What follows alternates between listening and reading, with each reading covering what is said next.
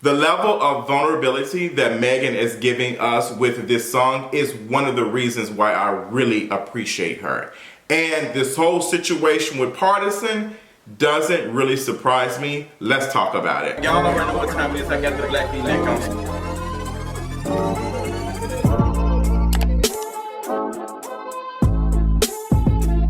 So what's going on, you all? Megan Thee Stallion just dropped a new single called Cobra, and it is out.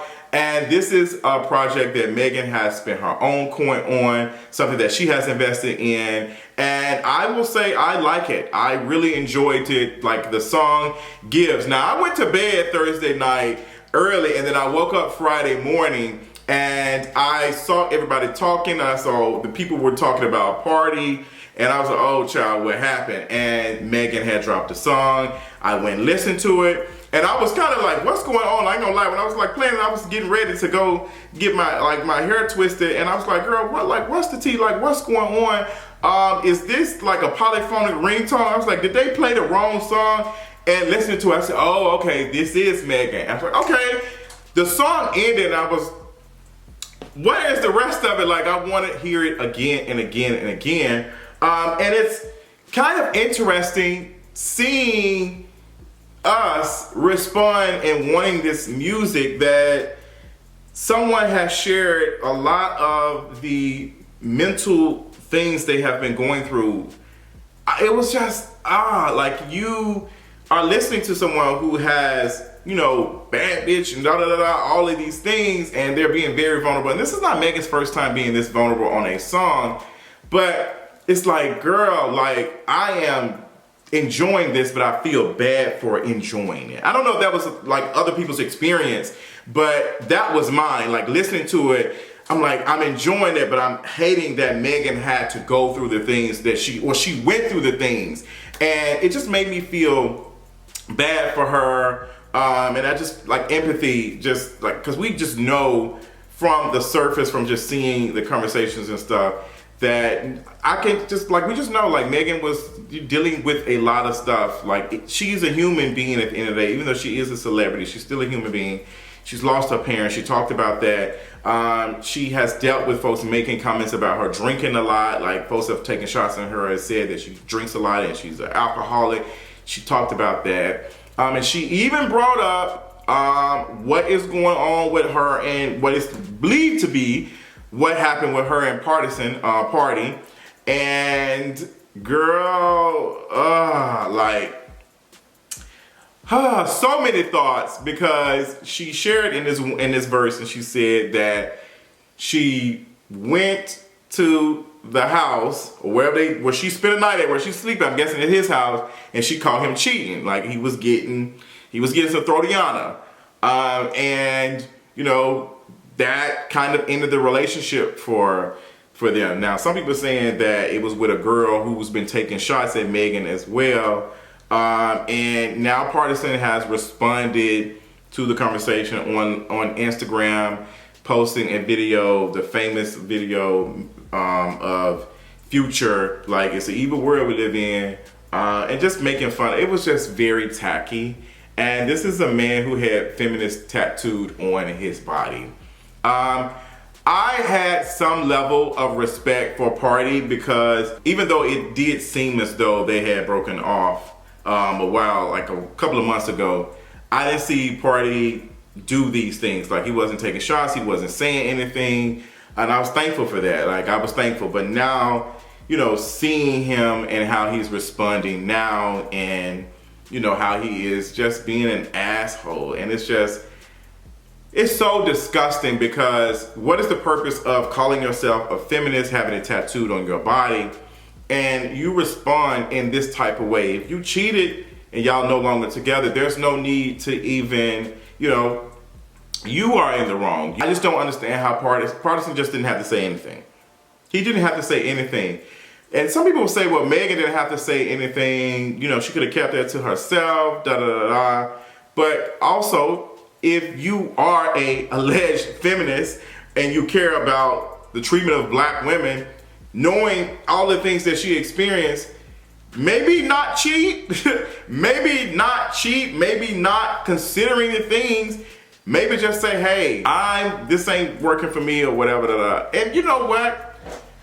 Partisan probably would have got dragged. He said that as well. But at the very least, a lot of folks would have had respect for him just saying, hey, you know, this is a lot. Because this whole thing with Partisan has been really a lot for Megan, because people were saying that Megan was putting Partisan through a lot, like having him embarrassed. Alleged relationship with Tory was being broadcast, and her like sexual relationship or whatever with Tory Lanez. It's bad for Partisan to have to deal with that, and you know, while being her boyfriend.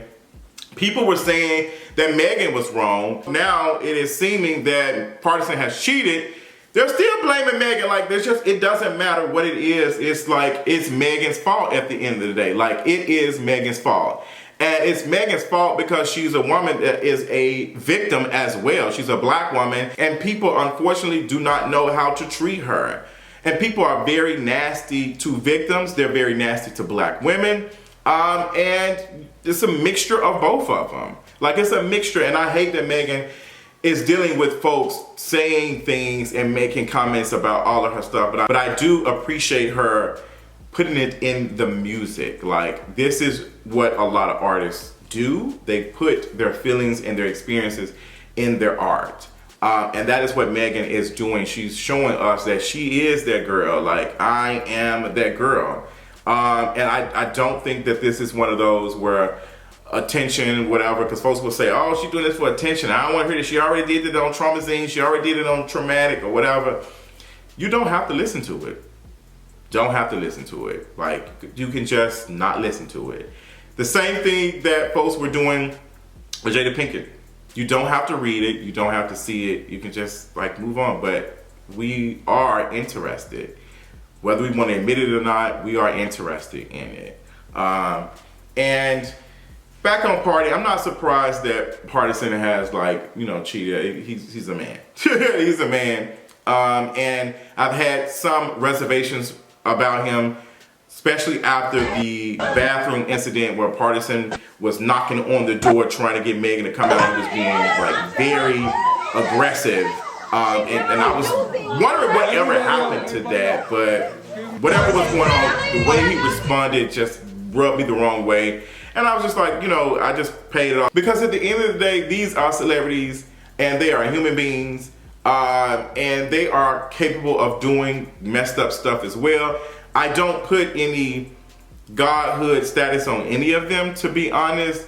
And I'm not out here rooting for, like, relationships and celebrity couples like that. I feel like a lot of us need to divest from that. A lot of us have to divest. When we see the pictures of Megan next to Pardi, and you know, she was doing those poses, like she was holding him, like laying down, all the other stuff, and people were like going up for it. They were just in love with it. The thing that is constant with a lot of these relationships, even Tiana Taylor and Iman and other celebrities, the constant thing that is happening in all these relationships is our very, very interesting way of how we consume celebrity and celebrity relationships. That's something that's constant all the time. People break up. I've been through a couple of relationships. I'm sure people who are watching this right now have been through some relationships as well. And for whatever reason, these relationships ended or whatever. I just got through watching one of my mutuals get back into a relationship for the second time, and you know, it's just like, girl, let it go. You have to make a decision to leave when the relationship you feel like is too much, and that's something that is hard. A lot of folks don't want to admit it, but it is very hard, especially when you get into something that's familiar. Like, you'll see something, and you'll kind of like, okay. It is hard for some folks to get out of relationships, no matter how toxic and whatever it is, because people like to feel something that is familiar to them. I know that was for me, that I did not want to be alone. Because if you are in a relationship and it's unhealthy and it's toxic, you are already alone in so many ways. And I had to be comfortable with just being alone. And I think that is some of the reason why people stay in abusive relationships and stuff, because that's all they know. Like, unfortunately, I'm not going to get into a whole thing about relationships, because this is about Megan and her music and also like what she has said. But yeah, I just wanted to take the time to talk about relationships, and sometimes like, girl, you know, we got to be real with ourselves and say, hey, you know what, I'm really not happy. It's time for me to get out of this. And Megan is human. She's just like anybody else. And she got out of this relationship. And now, you know, this man is posting memes and being funny about it. And it's just like disgusting. It's disgusting. But Partisan didn't have to say anything. They was not going to stay on him long. Like, nobody is really like, Partisan don't have any music and anything coming out. Nobody's really checking for him like that. General public's not checking for him. He didn't have to say anything. He could have just went on about his business, but these folks are addicted to attention. They really do love it, and he just couldn't help himself. He could not help himself. But Megan really got into some things. She talked about her drinking, which I did appreciate, because alcohol is, it is so normalized, and I have talked about that so many times, that right now, I think it's been a month since I've had a drink. I am not drinking. I'm honestly interested in not drinking until the beginning of the year. I might also just stop drinking altogether. I've not had good experiences with alcohol to make me want to consume it. When I say I haven't had good experiences with alcohol, meaning I have been around folks and they have made me uncomfortable with alcohol. Like being around people who drink, seeing how they change, seeing how they interact, seeing how they abuse it, it's just made me completely turned off from alcohol. And one of my faves, he actually stopped drinking alcohol probably a year or so ago, and just seeing how his mood has changed, and also how his, you know, skin has cleared up, and he just looks very like vibrant and stuff. But I say all that to say is that everybody finds ways to cope. Everyone finds ways to cope with what they're dealing with. And I was having a conversation with a very close friend, and we talked about the fact that people use social media as a way to cope with their depression, like constantly, chronically online all the time, and just scrolling and scrolling and scrolling. That's your escapism. That's you escaping from, you know, the world. Sometimes we get a peek into what's going on, but, you know, people constantly scrolling on TikTok, constantly scrolling on social media and stuff. We don't see that as a quote unquote, you know, addiction or whatever, but, you know, people do it. Like, people will be online all day, and then may comments about Megan Thee Stallion, you know, or anybody like drinking and stuff. Like, we find out like our ways to cope, and we just need to be honest about it so we can find healthier ways to cope. So I did appreciate that. I did appreciate Megan talking about the loss of her parents, like she missed them. Definitely feel that grief. I was talking to a friend, and we were just saying, like, we both experienced loss in 2021. And, you know, he was sharing with me that, you know, grief is like a house. Like, it is, I'm not sure if he wrote this poem or somebody else wrote a poem, but he was sharing that, you know, it's like a house. You build a house and you maintain it.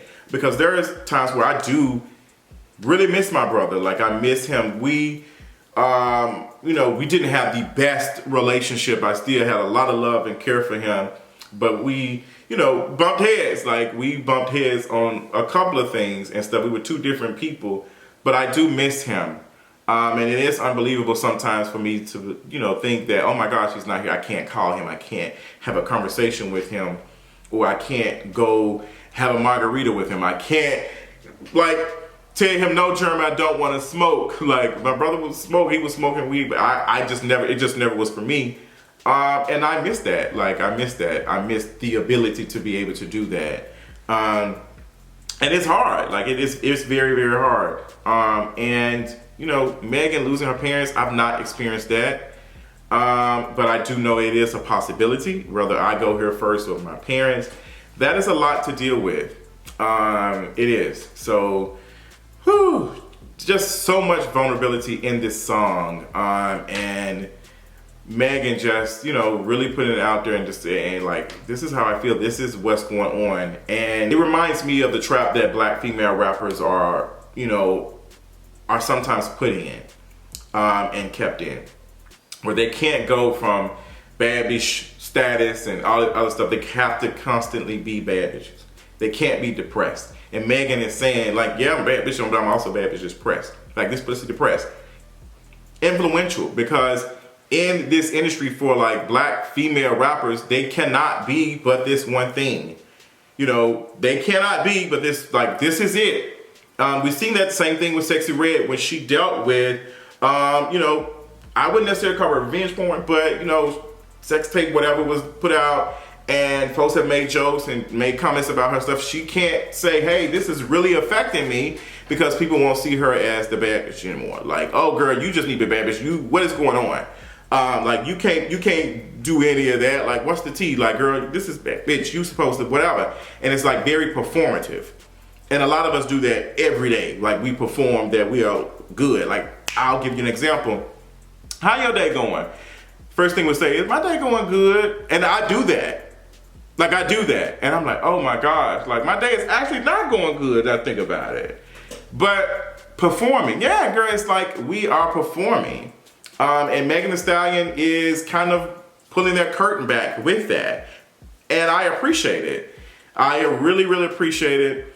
And it's just, it's amazing. Megan is doing something that we've not seen in a minute. Not saying that other black female rappers haven't done it, but considering that Megan Thee Stallion is mainstream and she's taking this approach, even though, you know, folks are like, girl, where's the stuff at? I appreciate it. Like, other artists have done stuff like this before, and it's really good. I hope Megan Thee Stallion is healing, and I hope Megan Thee Stallion is healing, and she's taking care of herself, and she's surrounded by people who love and care about her. And I hope she's taking time to, you know, focus on herself. I really hope so. But I do appreciate this song. Y'all tell me what y'all thought about it when you listen to it, what you thought. Let me know in the comments. And it's F Partisan Fontaine, period.